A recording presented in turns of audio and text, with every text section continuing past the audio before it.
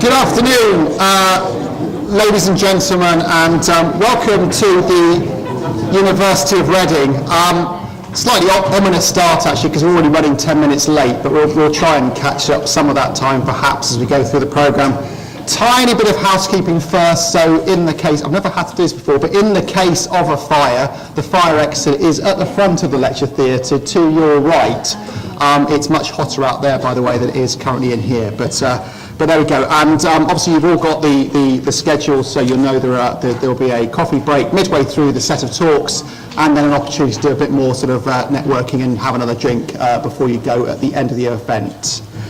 So I'm delighted to see so many of you here at what is the first of a series of academic health science network events.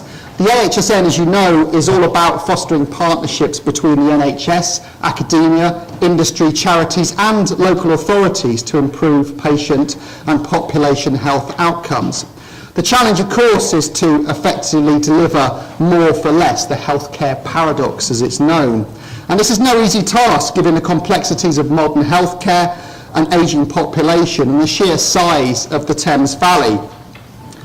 But when you look across this region, and indeed when you look at the people gathered here in this room, and you consider the world-class standing of our local universities and our NHS groups, our innovative industries and charities, and the excellence of our patient and public involvement initiatives, you realise that this is a unique opportunity for us to work together to think big and to support world-class research and innovation, wealth creation, and also to bring, most importantly, real improvements to patients' lives.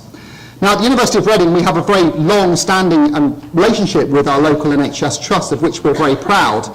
Indeed, we already work jointly with them on a number of research initiatives, specialist NHS clinics, and also teaching programmes.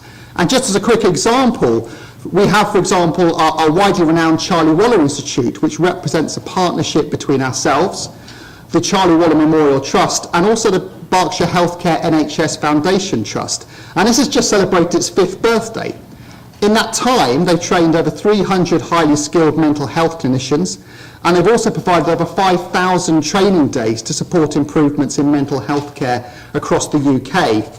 And the Charlie Waller Institute was also the first of its type to train clinicians in proven psychological treatments recommended by NICE. So we're immensely proud of this collaboration. As well as training clinicians who go on to make a real difference to people's lives, the Charlie Waller Institute is also at the forefront of research on psychological therapies. This, of course, is just one example of what can be achieved when universities, the NHS, and in this case a charity, comes together. And over the course of this evening, we're going to hear about other equally impressive examples that are drawn from other universities, trusts, and also companies and charities all working together. So in summary, I truly hope that tonight's event will act as a catalyst for a new phase of collaborative working in the Thames Valley that will inspire bold thinking, innovation, and the uniform delivery of the very best practice. So that's in mind. I'm going to pass on to Susanna, who will tell you more about the physical and mental health interface and the excellent lineup of speakers that we have for you tonight. Thank you.